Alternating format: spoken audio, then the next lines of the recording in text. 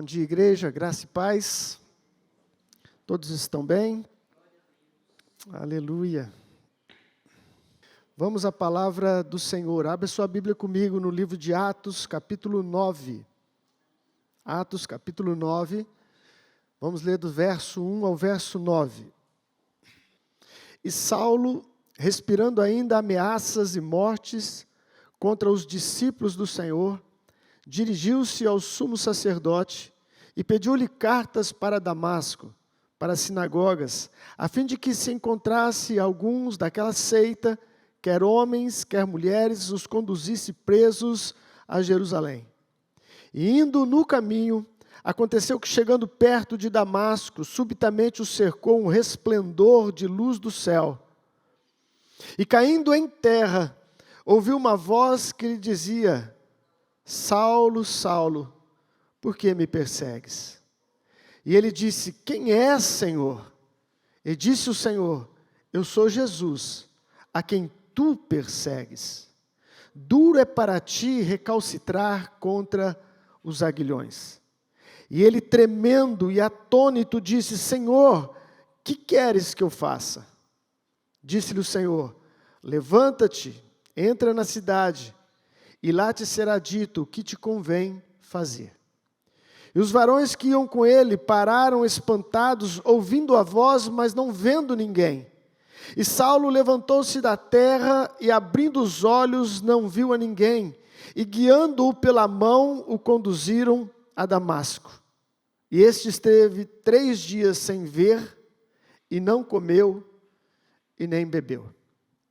Até aqui, palavra do Senhor. Curva a vossa cabeça mais uma vez. Oh, Pai querido e santo, nós, ó Deus, clamamos pela Tua graça, pela Tua visitação, pela poderosa mão sobre cada um de nós.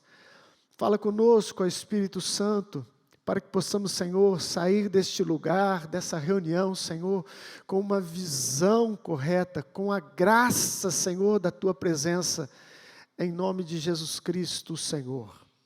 Amém. Aleluia. Esta é mais uma história de salvação, não é? Semana passada nós conhecemos a história de Zaqueu, o cobrador de impostos, que teve um encontro com Jesus Cristo. E hoje nós nos deparamos com a história de Saulo, que se tornou o grande apóstolo Paulo.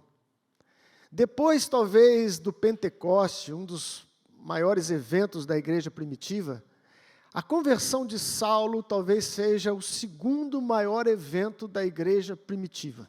A conversão deste homem chamado Saulo. Por que, bispo, foi tão importante? Porque esse homem se tornou o maior apóstolo de Jesus Cristo. O apóstolo Paulo pregou o evangelho para mais pessoas e fez mais do que todos os apóstolos juntos. Esse homem construiu a espinha dorsal da teologia de Cristo. Este homem foi um instrumento usado por Deus de maneira incontestável. Mas ele precisou passar por um processo de salvação, de conversão. Ele precisou ter um encontro real com Cristo. Porque se Cristo não tivesse o alcançado, com certeza a história de Saulo seria completamente diferente. Esse texto que nós lemos é um texto da narrativa dessa conversão de Saulo. Deste momento que Deus, pela sua infinita graça e misericórdia, proporcionou a Saulo. Proporcionou. A salvação de Saulo, ela é um pouco diferente das demais que a gente conhece de histórias bíblicas, porque essa, de uma maneira especial, Deus veio literalmente ao seu encontro. Paulo não teve uma visão, Paulo teve uma aparição. Jesus veio na sua glória, de forma pessoal, diz o texto, para falar com Paulo, que na verdade era Saulo.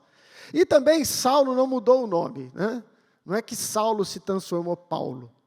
É que Saulo depois tinha um cognome de Paulo. Era muito usado na época, né? É tipo um apelido que a gente tem hoje, né? E Paulo adotou, né? Saulo adotou o nome de Paulo, mas continuou sendo Saulo. Tem várias narrativas que usa o nome de Saulo, que é um nome muito bonito, não tem nada de errado com Saulo, depois nós vamos ver no final. Mas essa é uma história marcante. O que será que estava impedindo Saulo de ter um encontro com Jesus? Saulo era um poliglota. Saulo era alguém culto, formado. Era alguém que tinha um currículo fantástico. E ele fala, ele mesmo, nas Escrituras, acerca deste currículo dele, dizendo que ele era fariseu de fariseu. Ele frequentava a religião mais severa da época, mais criteriosa. E ele se orgulhava em dizer, eu era fariseu. Saulo nasceu na cidade de Tarso, por isso que fala Saulo de Tarso. Essa cidade ficava em Cilícia. E essa cidade era muito conhecida por causa exatamente dessa cultura que ela trazia. Ali se estudava filosofia, ali tinha um slogan de ser uma cidade culta e que apreciava os ensinos possíveis da época. Portanto, agora o personagem que nós vamos estudar hoje, essa história de salvação, se trata de alguém que era doutor. Alguém que era doutor. Infelizmente, amados, o conhecimento que é tão necessário para as nossas vidas, também pode ser um grande laço para nos afastar de Jesus Cristo, por incrível que pareça. Esse é o dilema que a gente encontra em nossos dias, não é? E que muitos dizem, mas tem que cair por terra isso, que a faculdade, quem faz faculdade se desvia da fé. Ai, cuidado, você vai pôr seu filho na faculdade, ele pode se desviar da fé em Jesus Cristo. Realmente as faculdades têm um trabalho muito forte, um trabalho ateísta, pragmático, querendo realmente desviar todo tipo de fé, não é só a fé cristã. Todo tipo de fé é bombardeado nas faculdades, porque a maioria dos mestres e professores que ali se encontram são homens e mulheres que são ateus. Não creem em Deus. E militam contra o reino de Deus. Militam contra o reino de Deus. Mas o conhecimento por si só pode trazer um orgulho que é também outro laço do inimigo. Paulo era alguém que se orgulhava de ser o que ele era. Paulo, no seu currículo, ele fala assim, eu fui ensinado aos pés de Gamaliel, um dos maiores mestres da época do judaísmo. Então ele era alguém que realmente tinha conhecimento acerca de cultura, acerca de filosofia e acerca da fé dos hebreus.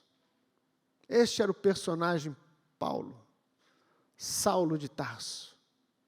Mas que aprove a Deus ter um encontro com ele. E aqui começa essa história de Saulo. Eu quero colher aqui algumas situações, nuances dessa conversão, porque é uma história de salvação.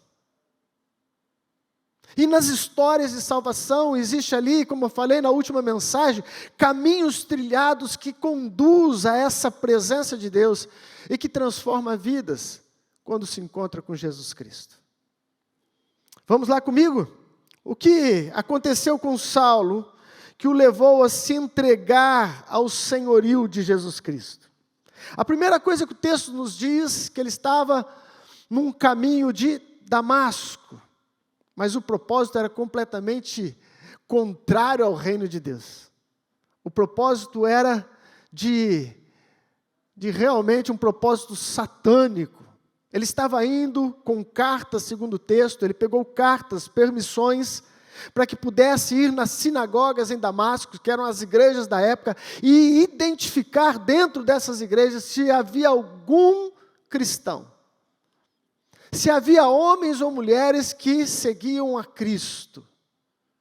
Porque até então, Saulo via o cristianismo, e ele foi esse texto é um dos primeiros textos que cita aqueles que são do caminho, porque o povo cristão na época era conhecido como o povo do caminho.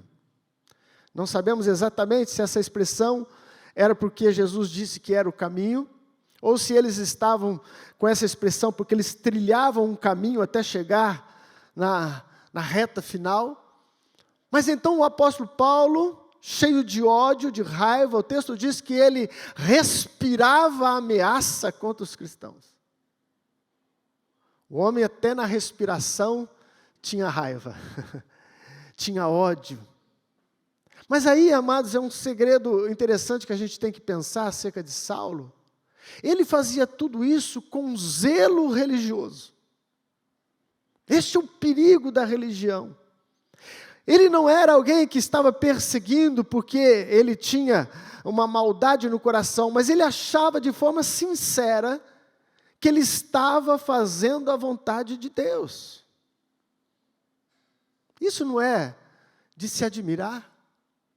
Como pode alguém, num ato criminoso, achar que está fazendo a vontade de Deus? A cegueira da religião e de ensinos distorcidos podem fazer isso com pessoas. A história nos conta isso. A história até mais recente das cruzadas e de coisas horríveis que já aconteceram em nome da fé. Em nome da fé. Mas que não tem nada a ver com o Espírito de Jesus Cristo. E nós temos que estar muito atentos a isso, amados, porque esse zelo demasiado, mas distorcido da perfeita vontade de Deus, pode invadir as igrejas ainda hoje. Invade o coração de muitas pessoas que acham que estão servindo, mas na verdade são inimigas do reino. São inimigas de Jesus. Então começa um proceder de Deus, um agir de Deus, nessa ida a Damasco. E o primeiro ponto que eu percebo aqui, que é necessário para se ter um encontro com Jesus, é quando nós encontramos a luz de Jesus Cristo. Diz o texto que Paulo foi cercado por um esplendor de luz. O texto não diz que ele estava montado num cavalo, mas aí entra nós e coloca um cavalo nessa história. Por que nós colocamos um cavalo na história? Porque nós deduzimos que uma viagem, naquela época, onde não havia outra forma a não ser carruagens e animais, que Paulo estava em um cavalo. E então foi cercado por uma luz. Mas olha que coisa interessante, o apóstolo Paulo era mestre da lei.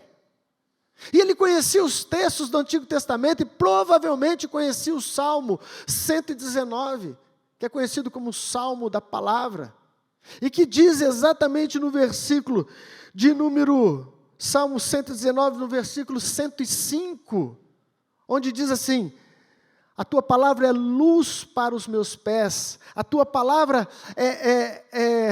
deixa eu ler aqui, lâmpada para os meus pés e luz para os meus caminhos. Apesar dele conhecer de forma clara as Escrituras, ele não conhecia quem era a verdadeira luz, que é Jesus Cristo, o Senhor. Pois o próprio Senhor diz em João: eu sou a luz do mundo. Eu sou a luz do mundo. Quem me segue não anda em trevas. Uau! Essa é a verdadeira luz. Mas a religião e só o fato de ser conhecedor das Escrituras não quer dizer que você teve um encontro com a verdadeira luz. E este era o ponto. Talvez Jesus, no seu resplendor, venha a Paulo e traz todo aquele brilho, ofuscando a sua visão, porque ele estava contrastando Paulo acerca de um conhecimento vazio da essência que é Jesus Cristo. O conhecimento sem Jesus é um conhecimento sem vida.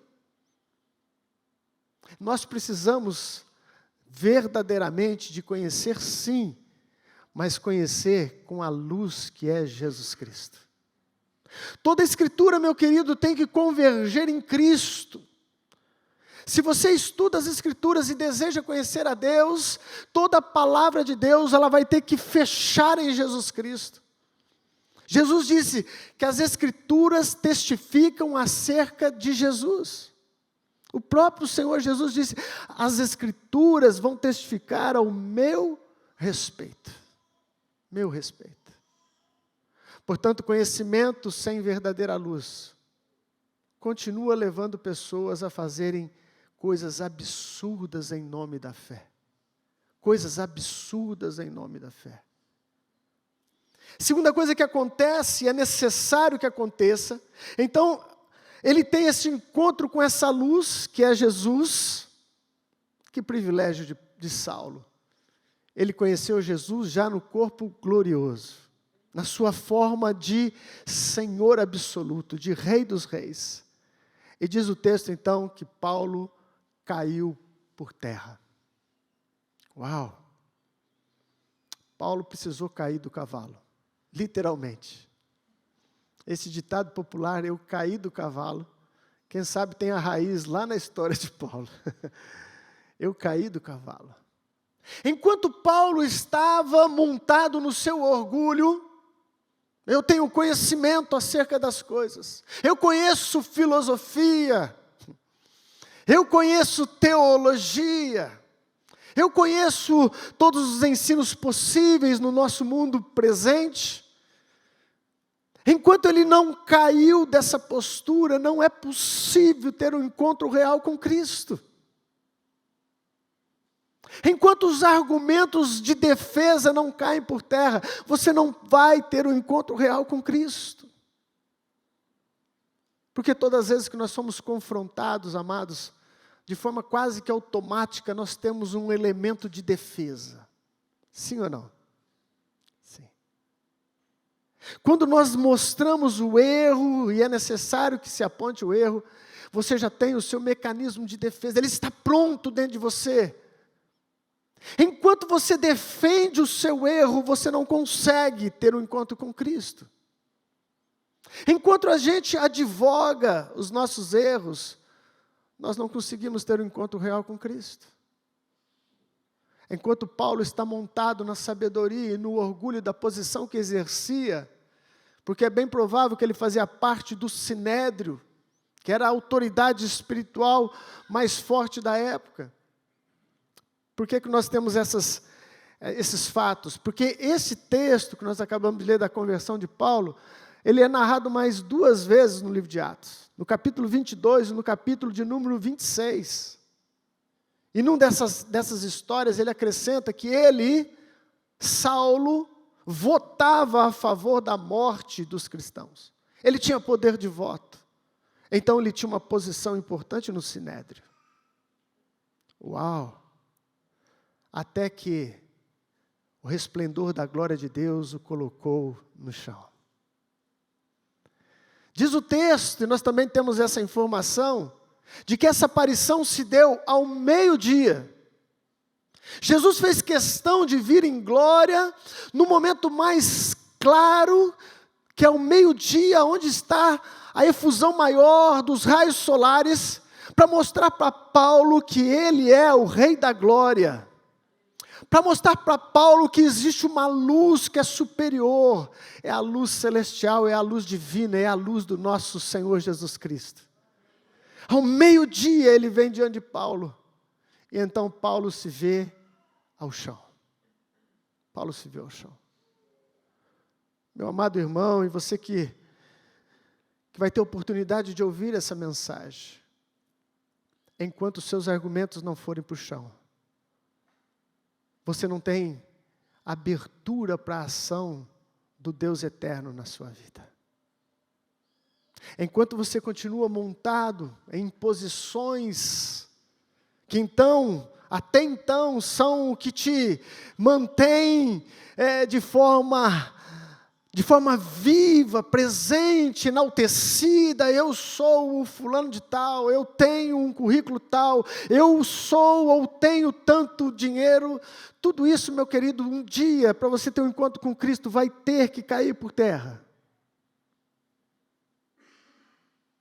Do chão, você vai ver a glória. Lá embaixo, nós conseguimos ver a glória.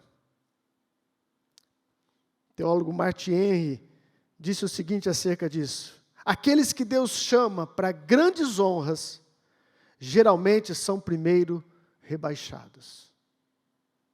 Aqueles que Deus chama para honras maiores, terá que primeiro ser rebaixado. Qual é o cavalo que você está montado? É do dinheiro? É do conhecimento? É do quê? De uma posição que você ocupa na sociedade ou no meio que você vive. Você vai ter que descer ao chão para ter um encontro com Jesus Cristo. Deus resiste ao soberbo, mas dá a sua graça aos humildes. Ninguém pode comparecer diante do rei de cabeça erguida, achando que é alguma coisa, porque diante dele nós não somos nada. Mas podemos ser muito grande nas mãos dele. Aleluia! Aqui Deus faz esse milagre com Saulo, depois nós vamos chegar lá. Aonde ele se coloca no pó, numa insignificância diante do rei, mas o rei o coloca em lugares altos, mas agora debaixo do seu poder, do seu propósito, da sua vontade. E isso é o que dá sentido à nossa existência. Estarmos debaixo do propósito divino. Portanto, se você ainda não desceu, eu te convido a descer um pouco, para que a luz de Deus possa brilhar sobre a sua vida. Aleluia. Terceira coisa que acontece nessa história de salvação, é que então o apóstolo Paulo ouve a voz de Deus. Ouve a voz de Deus. E nos outros textos que narram a mesma história, diz que Deus falou com ele em hebraico. Olha que coisa interessante. E Paulo era um poliglota, falava aramaico, hebraico, e não sei se falava mais alguma coisa. Mas Deus fez questão de se dirigir a Paulo na língua dos hebreus, o hebraico. Por quê? Porque o propósito nessa intervenção era alcançar Paulo. Era Paulo que Deus queria falar, e os outros não entenderam nada, porque não falava hebraico. Mas diz que os outros que estavam com ele viram a luz e também caíram ao chão, mas não ouviram nada de Deus. A mensagem era para Paulo. A mensagem era para Paulo. E a mensagem que era para Paulo era uma dura mensagem. Ele pergunta: Senhor, quem é o Senhor? Então ele responde: eu sou Jesus, a quem você está perseguindo. Amados, para termos um encontro com Cristo, nós seremos confrontados em nossos pecados. Não podemos não ter este encontro e este confronto com os nossos pecados e a nossa realidade, porque a salvação só vem depois deste arrependimento genuíno. Jesus não poupou a Paulo, a Saulo, mas de forma direta e precisa diz: olha, eu sou Jesus que você está perseguindo. Esse é o seu pecado, Paulo. Você está perseguindo o Senhor da igreja. Talvez Paulo tivesse pensado: mas como é que eu estou te perseguindo?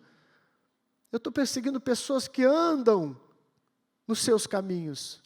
Eu estou perseguindo pessoas que se dizem discípulos teus.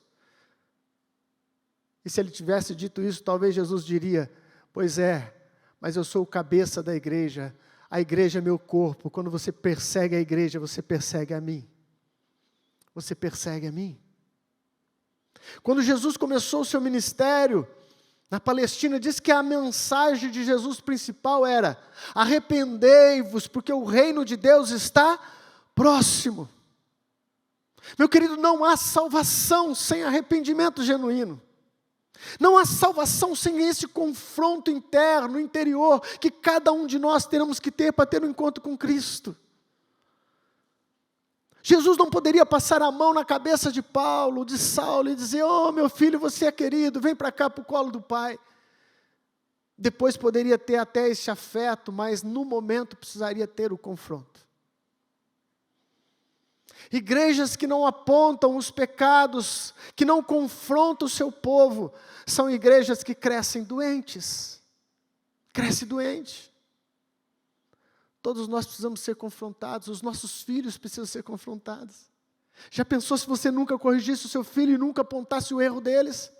Você ia criar um monstrinho, que ia achar que poderia mandar em todo mundo e fazer o que queria lá fora no mundo.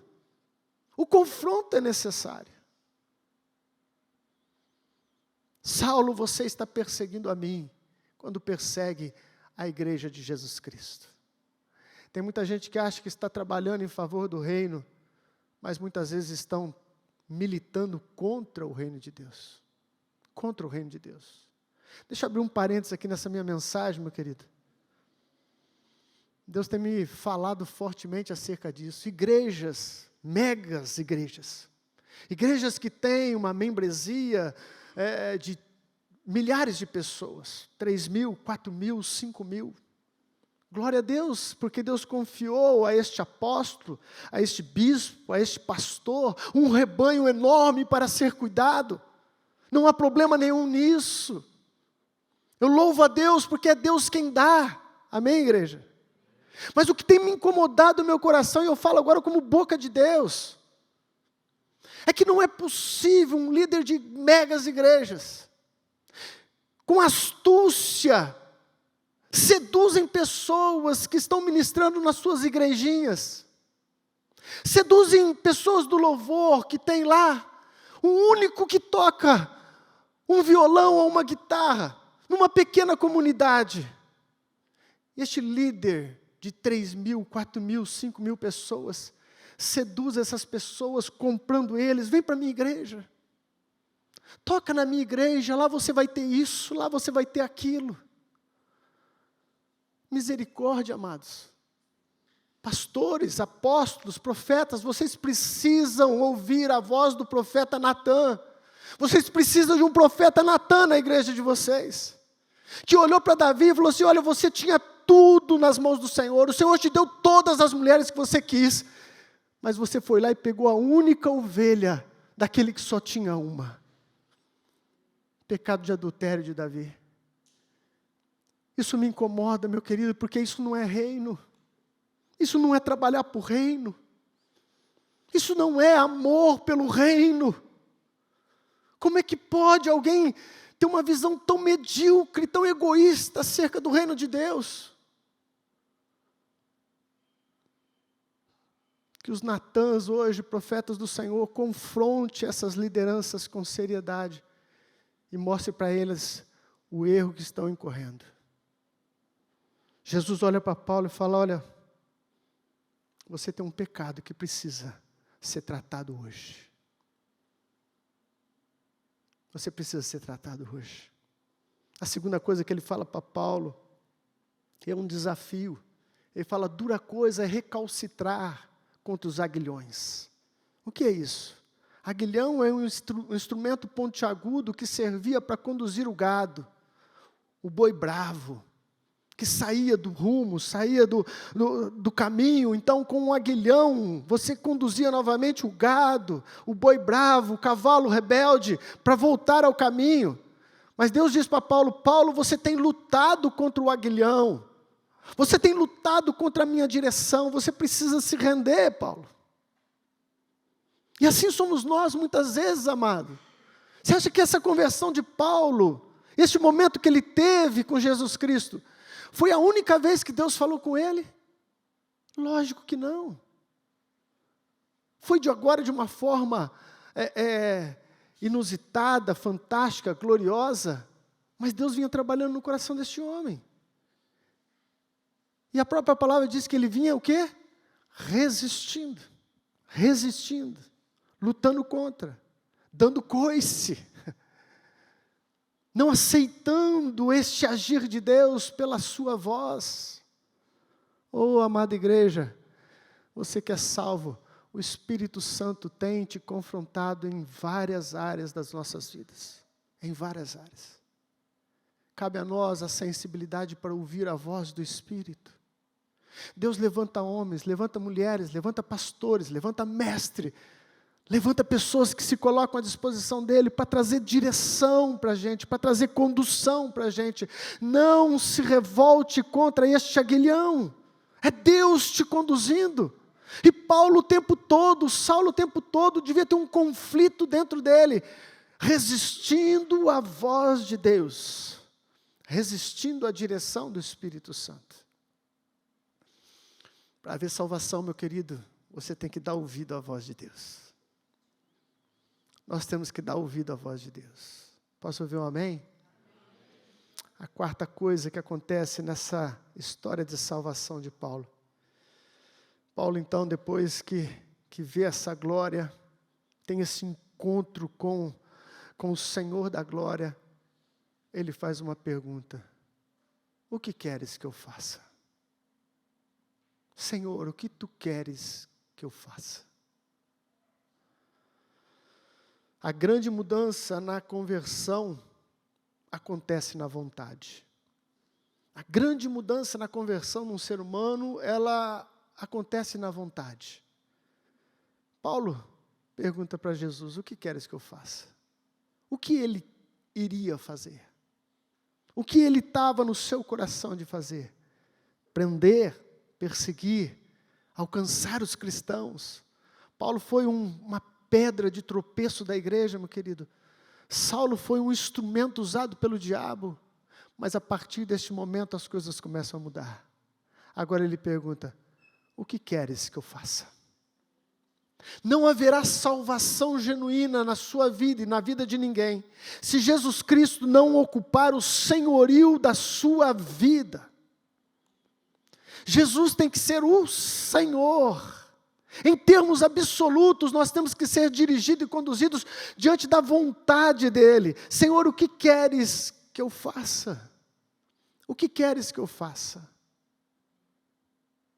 Você pergunta para o Senhor: o que queres que eu faça nas adversidades diárias? Porque ali é o nosso campo de batalha. Amém? Perguntar para Deus aqui na igreja: o que o Senhor quer que eu faça agora no horário do culto? É fácil demais. Você vai louvar, você vai orar, você vai ter comunhão com o teu irmão. Aqui é um céu, a igreja é um céu, coisa boa demais. Mas amanhã ou daqui a pouco nós já vamos passar daquelas portas da igreja para o lado de fora, e aí então eu te convido a perguntar para Jesus: o que queres que eu faça? O que queres que eu faça no trânsito? Hã? Quando está caótico, quando tem uma pessoa buzinando ao lado, quando tem uma pessoa agressiva. Senhor, o que queres que eu faça? O que queres que eu faça, Senhor, quando eu for injustamente traído? O que queres que eu faça? O senhorio de Cristo, amados, ele tem que ser a voz do nosso dia a dia, a condução do Espírito Santo de uma maneira plena, bíblica e verdadeira. Meu querido, quando você busca a direção do Espírito Santo e resolve mesmo estar debaixo do senhorio dele, você sente a graça de uma maneira plena na sua vida diária, plena. Às vezes você perde alguma coisa, faz parte. Às vezes você perde um pouco de grana, faz parte. Às vezes você perde um pouco da sua posição, faz parte. Mas se você colocar o senhorio de Cristo na sua vida, eu duvido que você não será cheio do Espírito Santo dia após dia. Que a unção de Deus não virá sobre a sua vida diariamente. Diariamente. A escola é o mundo. O mundo é a nossa escola, meu querido. É lá que somos treinados. Você vai esperar o senhorio de Cristo acontecer na sua vida quando? É lá, quando somos confrontados, é que nós mostramos de que espírito nós somos. Ouvi um pastor fazer uma colocação que eu achei interessante. Não precisa ser sempre, mas às vezes, dirigido pelo Espírito, ele falou assim: se você chega no shopping e só tem uma vaga, não acelere, diminua a velocidade. Pense nisso comigo, não é interessante? Ele estava propondo o seguinte: sabe aquele espírito egoísta? Aí essa é a minha vaga. Ô Jeová! Aquela coisa assim, de um Deus que está sempre abrindo o caminho para a gente em todas as circunstâncias. Você é o que leva vantagem, você é o que está por cima, você é o...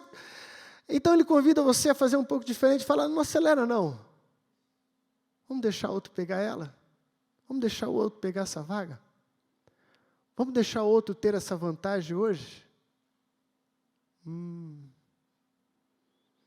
Aí então nós somos confrontados. O senhorio de Cristo, meu querido, coloca o nosso eu debaixo da voz e da ordem do Espírito Santo.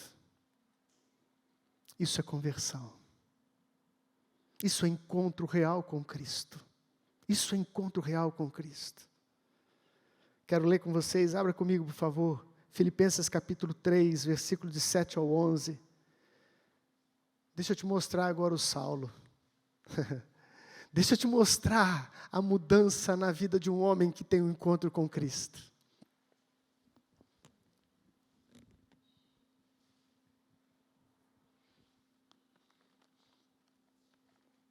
Ali está em outra versão na tela, mas eu vou ler aqui na minha NVI, tá bom? Filipenses capítulo 3, do versículo 7 em diante. Esse é o apóstolo Paulo, o antigo Saulo. Ele diz assim: mas que para mim era lucro, passei a considerar como perda por causa de Cristo. Todo o conhecimento, a posição que ele tinha, aquele orgulho todo, ele já considerou como perda. Por causa de quem? Por causa de Cristo. Mais do que isso, considero tudo como perda, comparado com a suprema grandeza do conhecimento de Cristo Jesus, meu Senhor. Por quem perdi todas as coisas. Eu as considero como esterco para poder ganhar a Cristo e ser encontrado nele, não tendo a minha própria justiça que procede da lei, mas a que vem mediante a fé em Cristo, a justiça que procede de Deus e se baseia na fé. Quero conhecer Cristo, o poder da sua ressurreição e a participação em seus sofrimentos, tornando-me como ele em sua morte, para que de alguma forma alcançar a ressurreição dentre os mortos. Uau! Aqui houve salvação. Aqui houve salvação. O eu já não está mais acima de tudo. Cristo é supremo na vida dele. Aquilo que ele tinha como motivo de se vangloriar, ele fala, considerei como perda, como esterco, porque agora eu encontrei algo maior. Ah, amado, eu gosto disso. Agora encontrei algo maior. Eu encontrei verdadeiramente a vida que é Jesus Cristo. Meu irmão, Saulo significa, o nome Saulo, o desejado. O desejado. Apesar da sua vida completamente distorcida e fora do propósito divino, ele ainda era alguém que Deus o desejava. E assim somos cada um de nós. Com as nossas imperfeições, com as nossas falhas, com os nossos medos, Deus continua dizendo, eu desejo você. Eu desejo você. Eu vim numa cruz para que eu comprasse vocês, adquirisse vocês. Esse é o convite da salvação. Essa é mais uma história daquelas em que tudo mudou depois que teve o encontro com Jesus Cristo. Amém, igreja? Vamos ficar de pé no nome de Jesus.